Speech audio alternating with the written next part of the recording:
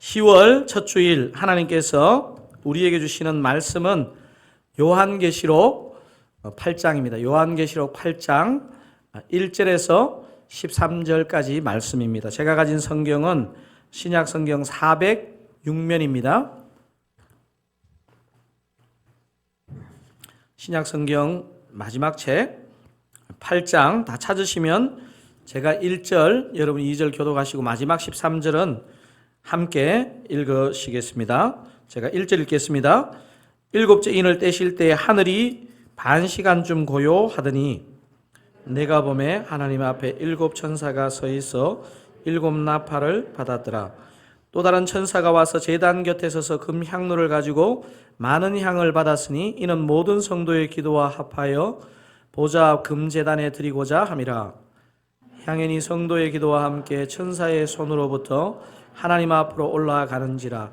천사가 향로를 가지고 제단에 불을 담아다가 땅에 쏟음에 우레와 음성과 번개와 지진이 나더라. 일곱 나팔을 가진 일곱 천사가 나팔 불기를 준비하더라. 첫째 천사가 나팔을 부니 피 섞인 우박과 불이 나와서 땅에 쏟아지매 땅의 3분의 1이 타버리고 수목의 3분의 1도 타버리고 각종 푸른 풀도 타버렸더라. 둘째 천사가 나팔을 부니 불 붙는 큰 산과 같은 것이 바다에 던져지매 바다의 3분의 1이 피가 되고 바다 가운데 생명 가진 피조물들의 3분의 1이 죽고 배들의 3분의 1이 깨지더라. 셋째 천사가 나팔을 부니 횃불같이 타는 큰 별이 하늘에서 떨어져 강들의 3분의 1과 여러 물샘에 떨어지니 이 별 이름은 쓴쑥이라. 물의 3분의 1이 쓴쑥이 되매 그 물이 쓴 물이 되므로 많은 사람이 죽더라. 넷째 천사가 나팔을 부니 해 3분의 1과 별들의 3분의 1이 타격을 받아 그 3분의 1이 어두워지니 낮 3분의 1은 비추임이었고 밤도 그러하더라. 함께 읽으시겠습니다.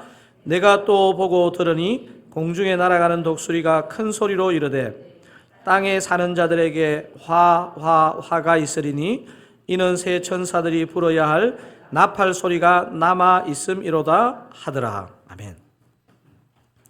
지지난 주일은 우리가 특세 시작 주일이라서 시편 22편을 살펴보았고요. 지난 주일은 매월 이제 마지막 주일 세대 통합 본문 주일로 베드로전서 1장을 살펴보았습니다. 오늘은 추석 연휴라서 빌립보서 시리즈로 돌아가기 전에 요한계시록을 한번 보고 가면 좋겠다는 생각이 들었습니다. 빌립보서는 지금까지 한 10번 정도 시리즈로 제가 설교를 했는데 앞으로 6번에서 한 7번 정도 더 하면 빌립보서를 마칠 것 같습니다. 제가 분당 우리 교회 사역할 때 풀타임 이제 교육자가 되면 새벽 예배를 이렇게 3일간 그리고 또 한 번씩 돌아오는 수요 예배를 섬기게 되었습니다. 그 전에 청년부 설교만 하다가 장년 성도들 앞에서 첫 새벽 예배 설교를 한다는 게 생각보다 굉장히 긴장이 되더라고요. 분당 우리 교회 부목사님들은 제가 볼 때 다 설교를 잘하는 것 같아서 더 부담이 되었습니다. 나이만 많았지 장년들 앞에 설교한 적이 없었거든요. 생애 첫 장년 설교 3일간의 본문이 궁금했습니다. 제가 월드컵 조춘천 받는 심정으로 매일 성경에서 제가 설교할 본문을 딱 펼쳤는데 일단 요한계시록이라서 좀 불안했습니다. 3일 내내 화를 전하는 재앙 시리즈 본문이 제게 배정이 되었습니다. 본문을 받고 마음이 진짜 힘들었습니다. 답답한 마음을 선배 목사님들께 말했습니다. 한 선배 목사님이 제게 이렇게 위로했습니다. 당시 제가 이제 전도사였거든요. 에이 강도사님, 그래도 요한계시록은 괜찮아요. 예전에 어떤 교육자는 레위기 본문으로 3일 내내 문둥병 설교한 사역자도 있는데 이렇게 말하면서 하나 더 붙였습니다. 근데 보통 첫 설교 이미지가 평생 따라다닙니다. 이게 위로입니까? 아니면 저주입니까? 너무 부담스러운 마음으로 재앙 시리즈를 미리 묵상을 하는데 근데 예상치 않은 은혜를 제가 그냥 준비하다가 받았습니다. 화와 재앙의 말씀 가운데 위로와 축복이 담겨 있다는 것을 보고 참 은혜가 되었습니다. 답답함과 두려움으로 시작된 생애 첫 새벽 예배 설교를 제가 생각할 때는 은혜 가운데 잘 마쳤습니다. 새벽 예배가 끝나자마자 그 선배 목사님을 찾아가서 이렇게 제가 자신 있게 고백했습니다. 목사님, 3일간 화를 전해야 하는 부담이 처음에 제게 있었는데 설교를 준비하면서 화 가운데 위로의 메시지를 발견하고 새벽 예배에서 잘 제가 섬겼습니다. 이랬더니 저의 그 말에 그 선배 목사님이 저를 이렇게 아래 위로 훑어보시더니 설교자가 본문대로 온전히 화를 전해야지 위로로 물을 타면 되나요? 제가 내게서 물러갈지어다 이렇게 외치고 싶었지만 속으로만 외쳤는데, 그리고 그 목사님은 미국으로 떠나셨고 지금은 미국 시애틀에서 이민 목회를 하고 계십니다. 그 설교를 계기로 제가 개인적으로 요한계시록을 좀 공부하게 되었습니다. 많은 성도님들이 요한계시록에 대해서 오해하는 게 좀 있는 것 같습니다.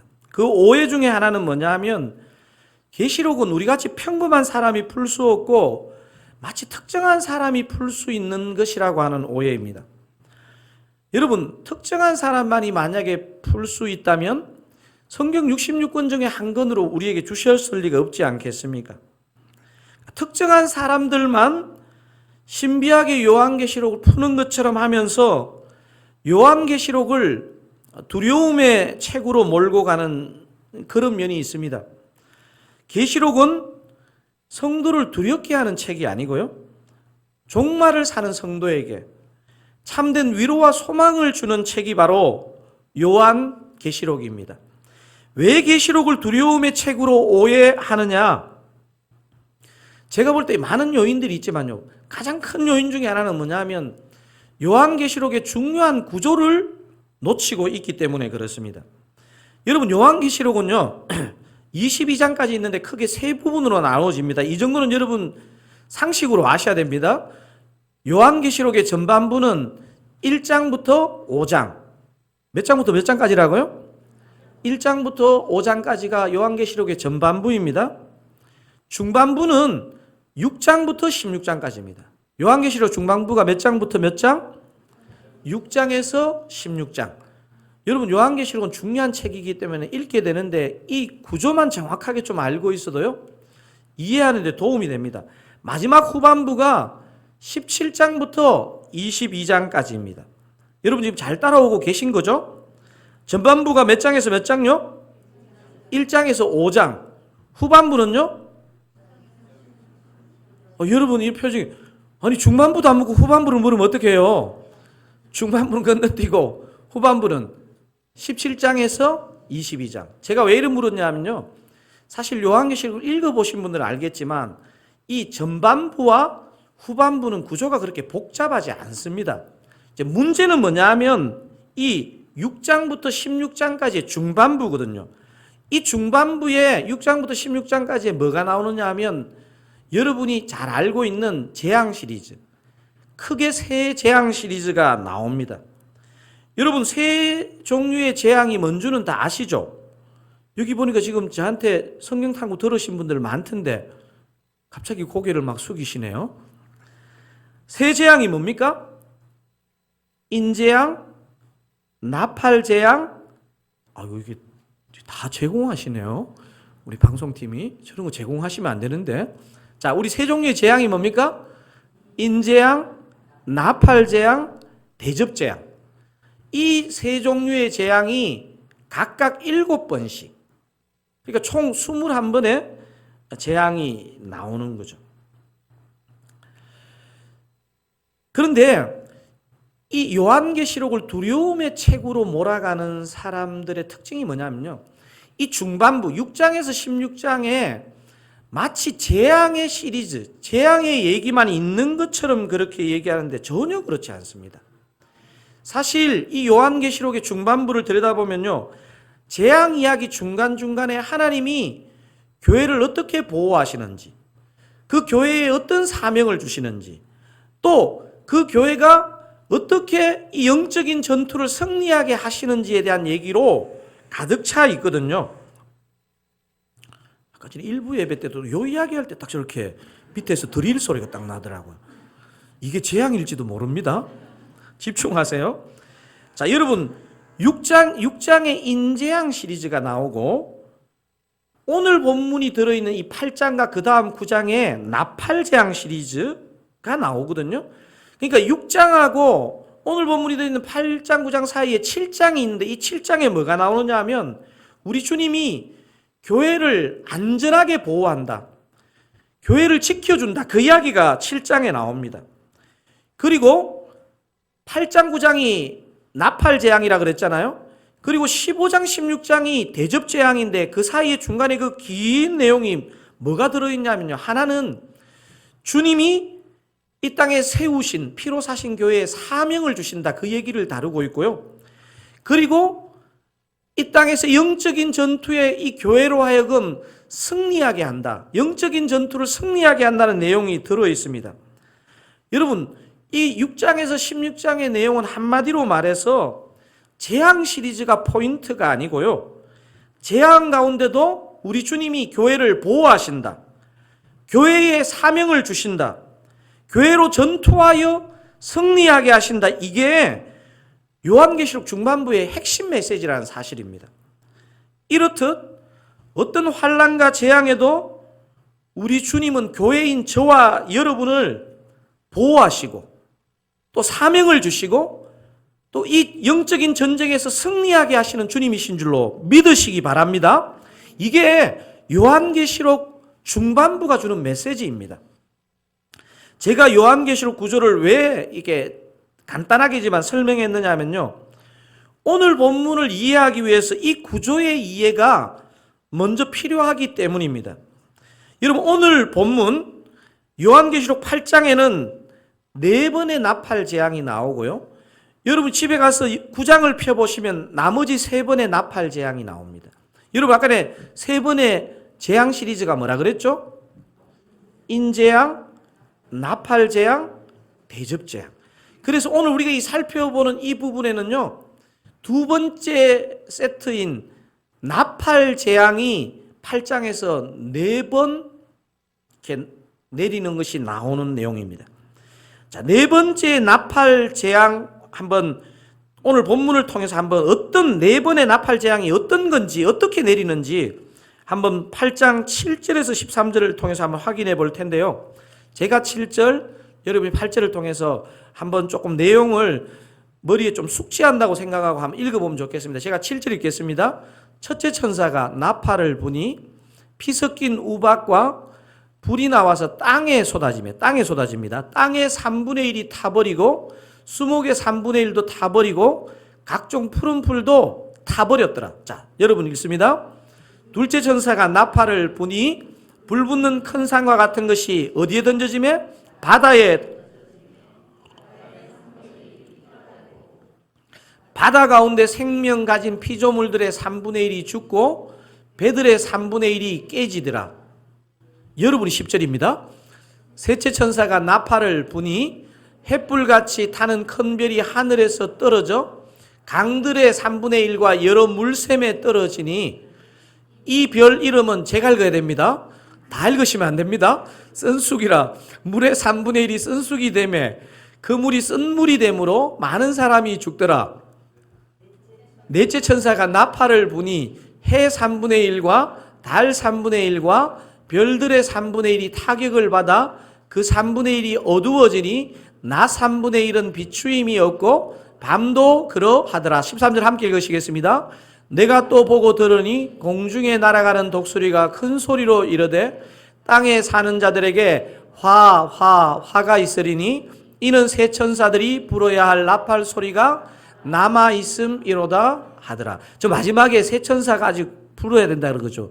4번 지금 나팔 재앙이 4번 내렸는데 3번 남아있다는 소리입니다. 여러분 그 읽으신 내용을 요약하면요, 네 번의 나팔 재앙으로 땅과 바다와 강과 천체의 3분의 1씩이 데미지를 입는다, 이런 내용입니다. 온 지구에 3분의 1의 데미지를 입는 이 재앙들이 여러분 뭘 가르칠까요? 여러분 요한계시록은요, 이게 어떤 구체적인 개별 사건으로 탁 연결하는 게 쉽지가 않습니다.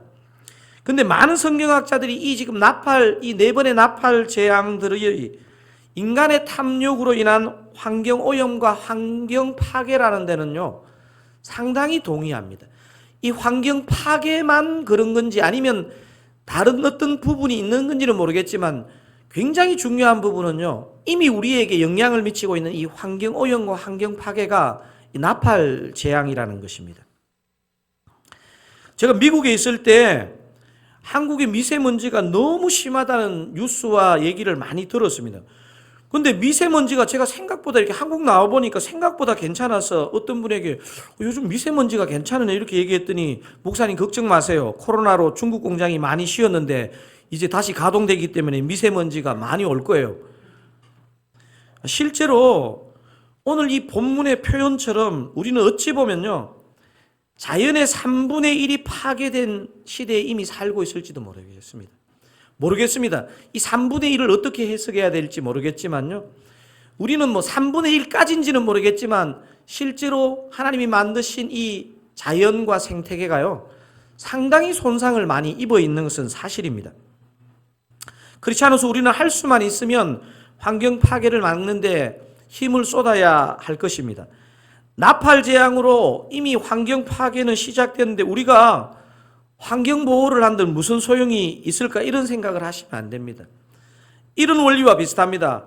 우리가 정말 뜨거운 신앙 고백을 할 때 마라나타 주 예수여 어서 오시옵소서 이렇게 우리가 기도한다고 우리가 하루라도 예수님을 더 빨리 만나기 위해서 이 땅에 해로운 담배 다 피우고 술 다 마시는 사람 없지 않습니까?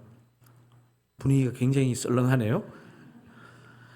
마라나타 주 예수여 어서 오시옵소서 이렇게 기도하고도 여러분 어제 열심히 탄천 걸으면서 더 건강해야지 막 이러면서 건강관리 하지 않았습니까? 파괴되는 환경을 크리스찬으로서 잘 보호하는 거 사실 굉장히 중요한 역할이라고 저는 생각됩니다. 하지만 오늘 본문은 이 재앙들을 소개하기 전에 중요한 한 가지 언급을 합니다. 이 재앙들, 이 나팔 재앙이 실행되기 전에 4절을 우리 큰 소리로 한번 읽어보기를 원하는데요. 4절 한번 읽어보겠습니다. 향연이 성도의 기도와 함께 천사의 손으로부터 하나님 앞으로 올라가는지라. 여러분, 나팔 재앙이 일어나기 전에 무엇을 말하고 있습니까? 뭐가 있다는 것입니까? 성도의 기도, 성도의 기도. 오늘 본문의 뒷부분에서 네 번의 나팔 재앙이 일어나기 전에 성도의 기도를 말씀하시는 이유가 뭘까요? 굉장히 중요한 이유가 있습니다. 요한계시록 8장이 말하는 많은 메시지 중에 저는 여러분과 두 가지 메시지를 살펴보고자 하는데 오늘 첫 번째 메시지는 이것입니다. 환난을 이기는 열쇠는 뭐입니다? 성도의 기도입니다. 여러분 저 큰 소리로 1번 한번 읽어보겠습니다. 1. 환난을 이기는 열쇠는 성도의 기도입니다. 환난을 이기는 열쇠가 성도의 기도라는 것을 사도 요한은 이 요한계시록의 계시를 통해서 우리에게 말해주고 있습니다. 좀 전에 말씀드린 것처럼 요한계시록 앞에 6장에는 인재앙 시리즈가 나오고 오늘 본문이 포함된 8장 9장에는 나팔 재앙이 쭉 건너가가지고 15장 16장에는 무슨 재앙이 나오겠습니까? 대접 재앙이 나옵니다. 여러분 세 재앙 시리즈는요 강도가 비슷하지 않습니다. 점점 더 센 재앙입니다. 인재앙보다는 나팔 재앙이, 나팔 재앙보다는 대접 재앙이 더 강하게 우리 믿는 성도들까지도 압박해 오는 것입니다. 오늘 본문의 재앙만 봐도 무시무시한데 이 네 번의 나팔 재앙 다음에 세 번의 나팔 재앙과 그 이어서 있는 그 대접 재앙들을 저와 여러분이 어떻게 감당하시겠습니까? 오늘 본문은 저와 여러분의 기도가 환난을 이기는, 환난을 준비하는 열쇠라는 사실을 일깨워 줍니다.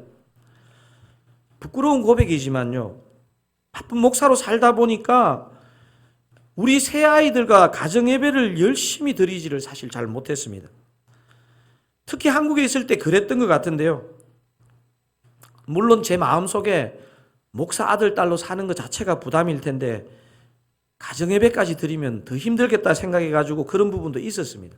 근데 제가 미국 LA로 사역하러 갔을 때 한국에서 애들과 이렇게 이제 잘 대화하지 못하고 가정예배를 잘 드리지 못한 것을 제가 회복해야 되겠다 생각하면서 정말 가정예배를 회복하자 이렇게 결심을 하고 애들에게 이렇게 고백했더니 애들이 얼굴이 사색이 되었습니다. 제가 어느 날 이제 다시 가정예배를 시작하자 하면서 가정예배를 드리게 되는데, 자, 오늘 시작 기도는 오랜만에 큰아들 은수가 해보자 이렇게 말했습니다. 저는 큰아들이 하나님 아버지 이렇게 기도할 줄 알았어요. 바로 둘째 동생을 보더니 자, 오늘은 둘째 희수가 기도해보자 이렇게 바로 얘기하더라고요. 둘째 희수는 너무 황당하다는 표정을 지으면서 저번에 내가 기도했는데요? 오늘은 막내 연수 차례네. 이렇게 얘기하더라고요. 이야, 급당황한 막내딸 연수가 얼굴을 싹 이렇게 웃으면서 시작 기도는 사모님이 은혜를 쏟게 하시지요. 신실한 사모님의 반응이 궁금하시지 않습니까? 사모가 아빠가 예배를 드리자 했으니 오늘 시작 기도는 아빠가 합시다. 야, 이 목사 가정에도요, 가정 예배 한번 드리는 게 쉬운 게 아닙니다. 이런 난관이 있을지라도 저는 저희 가정도 드사랑교회 가정도 가정 예배와 이 가정 예배 자체가 또 중요한 게 아니고요. 가정이 대화하고 기도하는 물꼬가 트이기를 그런 바라는 마음으로 지난달부터 이제 세대 통합 본문 주일로 정해서 한 달에 한 번씩이라도 가정 예배를 이제 시작하게 되었습니다. 사랑하는 드사랑 가족 여러분, 요즘 여러분의 삶의 기도는 어떻게 살아 있으십니까? 여러분의 가정의 기도는 어떻습니까? 여러분이 속한 다락방은 어떻게 기도가 뜨겁습니까? 여러분, 사실 이 요한계시록 8장을 찾아보면요, 이게 묵상을 해보면요, 이미 분명히 이 대접재앙의 상당 부분이요, 이미 우리 시대에 들어와 있습니다. 그리고 더 강도 높은 이 환란이 언제 찾아올지 아무도 알 수 없습니다. 누구라서 이 환란을 그냥 이기겠습니까? 여러분, 환란을 이기는 열쇠는 성도의 기도입니다. 제가 특세 때도 말씀드린 것처럼 여러분, 특세 한 주 기도한 것으로 안심하시면 안 됩니다. 다시 여러분의 기도를 살리는 불쏘시개로 그 특세의 기도를 사용하셔야 됩니다. 어떤 형태가 되었든. 요한계시록 8장을 묵상하면서 제 마음을 막 뜨겁게 하는 단어와 구절이 있습니다. 3절인데요. 3절. 여러분, 3절을 한번 큰 소리로 한번 읽어보겠습니다. 또 다른 천사가 와서 제단 곁에 서서 금향로를 가지고 많은 향을 받았으니 이는 모든 성도의 기도와 합하여 보좌 금제단에 드리고자 함이라. 제가 신앙생활하면서 목사지만요, 하나님의 일하심에 대해서 충분히 이해가 안 될 때가 있는데 이게 바로 기도입니다. 사랑하는 드사랑 가족 여러분, 완전하신 하나님이 불완전한 사람의 기도를 통해 일하신다는 게 여러분 잘 이해되십니까? 저는 충분히 이해되지는 않습니다. 완전하신 하나님이 당신의 완전함으로 그냥 일하시지 왜 불완전한 저와 여러분의 기도를 통해 일하실까 하는 생각이 듭니다.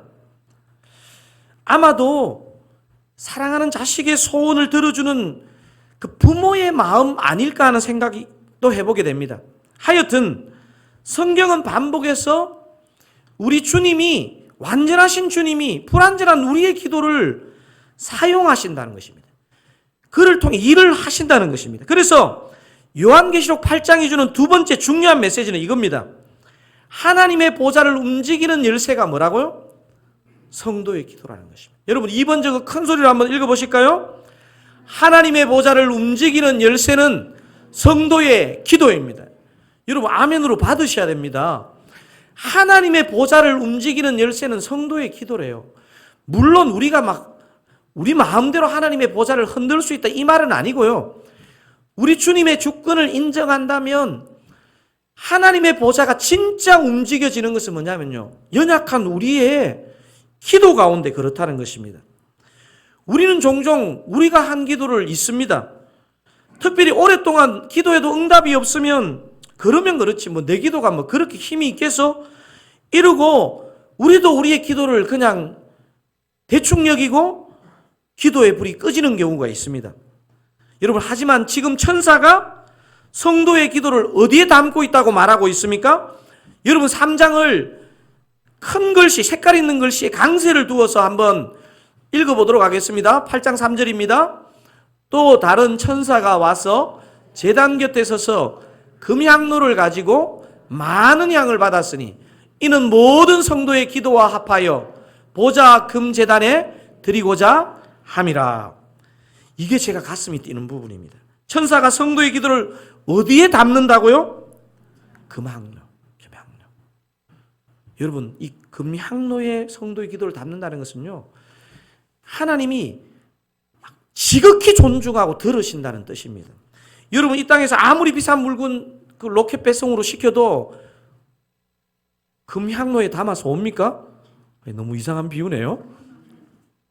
사랑하는 사랑가족 여러분, 하나님의 심판과 기도의 연관성을 얘기하는 오늘 본문을 잘 섬세하게 한번 살펴보시기를 바랍니다. 하나님이 심판을 행하시기 전에 먼저 성도의 기도를 들으신다. 금향로에 담아서 올라온 그 기도를 들으신다는 것입니다. 여러분 3절에서 6절을 제가 3절, 여러분 4절, 6절까지 한번 읽어보겠습니다. 제가 3절 읽습니다. 또 다른 천사가 와서 제단 곁에 서서 금향로를 가지고 많은 양을 받았으니 이는 모든 성도의 기도와 합하여 보좌 금제단에 드리고자 함이라. 향연이 성도의 기도와 함께 천사의 손으로부터 하나님 앞으로 올라가는지라. 천사가 향로를 가지고 제단의 불을 담아다가 땅에 쏟음에 우레와 음성과 번개와 지진이 나더라. 7 나팔을 가진 7 천사가 나팔 불기를 준비하더라. 천사가 제단에 불을 쏟고 재앙을 알리는 나팔을 불기 전에 무슨 일이 먼저 일어났다고 오늘 이 본문이 기록하고 있습니까? 다른 천사가 성도의 기도를 금향로에 담아서 하나님 앞으로 올려드리고 하나님이 그 기도를 들으시고 심판이 진행된다는 사실입니다. 여러분, 이 사실을 잘 묵상해 보셔야 됩니다. 참 믿기 어렵지만 완전하신 주님은 그분의 완전한 심판을 행하기 전에 저와 여러분의 기도를 통해 당신의 보좌를 움직이시는 줄 그렇게 여러분 믿으시기 바랍니다. 제가 금년 초 청빙 설교할 때, 아직도 금년 초였네요. 마음은 저는 부임한 지 한 5년쯤 된 것 같은데, 하여튼 청빙 설교 때 제가 총신대 신대원 뒷산 그 기도굴 가는 그 길에 찍힌 그 눈길에 찍힌 그 눈발자국 사진 보여드린 것 기억나시죠? 저에게 그 신대원 그 뒷산, 그 소래교회와 그 뒷산과 그 가는 길은요, 제가 잊을 수 없는 영적인 추억의 장소입니다. 제가 늦게 이제 신학대학원 가서, 이게 개강은 3월 달에 하지만요, 1월 달에 한 달 헬라어, 2월 달에 한 달 히브리어, 그 성경 원어 인텐시브 코스로 강의를 꼭 들어야 됩니다. 학부에서 제가 신학을 한 사람이 아니기 때문에 여러분 한 달 만에 헬라어를 뗀다, 한 달 만에 히브리어를 뗀다, 그러니까 막 신학교에서 얼마나 막 언어를 가지고 시키겠습니까? 가족들과 떨어져서 기숙사에서 2달간 정말 밥 먹고 헬라어 수업 듣고 자습하고 퀴즈 보고, 밥 먹고 헬라어 수업 듣고 자습하고 퀴즈 보고. 저의 이 화려한 생활을 아시겠습니까? 동계의학 강좌 때 같이 방을 썼던 룸메이트가 제 고향교회 2년 후배입니다. 서로 같이 기도한 건 아닌데 어떻게 하다 보니까 같은 해에 입학을 하게 되었습니다. 이 친구는 학사, 석사, 박사를 카이스트에서 20대에 마치고 포스코 연구소에서 일 잘하던 사람이었는데 저하고 같이 신대원에 입학하게 되었습니다. 같은 방을 썼는데요. 이 후배가 헬라어 동계의학 강좌를 듣던 어느 날 저에게 이런 제안을 하는 거예요. 형님, 헬라어도 중요하지만 우리가 늦게 신학교 왔는데 진짜 기도를 좀 해야 되지 않겠습니까? 마음에 은혜가 도전이 되잖아요. 그래서 제가 좋지, 그렇게 같이 기도하자 뭐 이렇게 했어요. 여러분, 근데 우리나라 최초의 교회인 소래교회가 신대원에 있다는 거 제가 말씀을 드렸죠. 그게 우리가 이렇게 생활하던 기숙사 바로 옆에 소래교회가 있고, 바로 여러분 그때 눈길에 보여주셨던 사진 그 위로 올라가면 이제 기도굴과 산이 있었거든요. 여러분, 한국의 1월 얼마나 춥습니까? 저는 지금 생각해도 2006년 1월 진짜 추웠던 것 같아요. 이 난방도 되지 않는 소래교회, 지금은 보니까 누가 이게 난방기를 기증했는지 모르겠는데 저희 때 난방기 없었거든요. 그 소래교회에 나무바닥으로 됐는데, 근데 진짜 이 소래교회가 정말 특이한 것 같아요. 밖에 온도와 안에 온도가 똑같아요. 밖에 16도 같으면 안에 16도. 놀라운 기능을 갖고 있는 것 같아요. 그래서 그 후배가 제안해가지고 우리가 새벽에 딱 이제 일어나가지고 소래교회 가가지고 둘이 막 기도를 하기 시작했습니다. 막 진짜 냉동창고 같은데 기도하는데요. 기도가 바로 터져 나옵니다. 왜냐하면 너무 춥고 너무 어두워가지고 영이 막 살아나는데 육은 너무 힘들더라고요. 그래서 며칠 막 이게 있잖아요. 기도를 하면서 좀 묵상도 하고 이래야 되는데 막 춥고 어둡고 하니까요. 막 계속 고래고래 고함을 질러요. 그래서 며칠 기도하던 어느 날 이 후배가 저한테 이러는 거예요. 형님, 소래교회에서 새벽에 기도하니까 기도 잘 되세요 이러더라고. 너무 춥고 하니까 고래고래 고함만 지르게 되죠 이러더라고. 주님께 부르짖기도 해야 되겠지만 우리가 목회자가 될 사람인데 주님과의 교제가 좀 달콤함도 느껴야 되지 않겠습니까? 그래서 어떻게 하면 좋은데 이랬더니까 하니까 같은 시간에 기숙사에서 그냥 일어나서 책상에서 기도하면 어때요? 이러다. 이미 보니까 냄새가 이상하게 안 좋은 냄새가 나죠? 제가 사단아 물러가거라 뭐 이래야 되는데, 좋다 그럼 그렇게 기도해보자 하고 그 다음 날부터 이제 일어나가지고 기숙사에서 새벽에 일어나서 같은 시간에 일어나서 책상에 앉아서 기도했습니다. 여러분, 간절히 기도했을까요? 안 했을까요? 일부는 솔직하게 얘기하던데 기숙사가 너무 따뜻해가지고 새벽에 기도하는데 계속 꾸벅꾸벅 졸리는 거예요. 그래서 제가 막 너무 졸다가 옆에 보면 그 후배도 졸고 있어요. 그래서 서로 위로를 받으면서 같이 졸아요. 그래서 하여튼 어느 순간에 기도 소리가 잠잠해지고 묵상이 되고 어떻게 기도하는지도 모르고 이제 막 또 막 매일 헬라어 시험 퀴즈를 보니까 막 휘몰아치니까요. 이거 통과해야 되니까 막 밤늦게까지 막 새벽 일찍 일어나서 이제 이렇게 헬라어 공부하는 겁니다. 그런데 어느 날 이 친구하고 같이 이렇게 이제 후배하고 공부를 한 새벽 1시나 2시쯤 됐을까요? 창에서 이렇게 소리가 막 들리는데 기도 소리인 거예요, 기도 소리. 그러니까 창문을 활짝 열어가지고 이렇게 들어봤어요.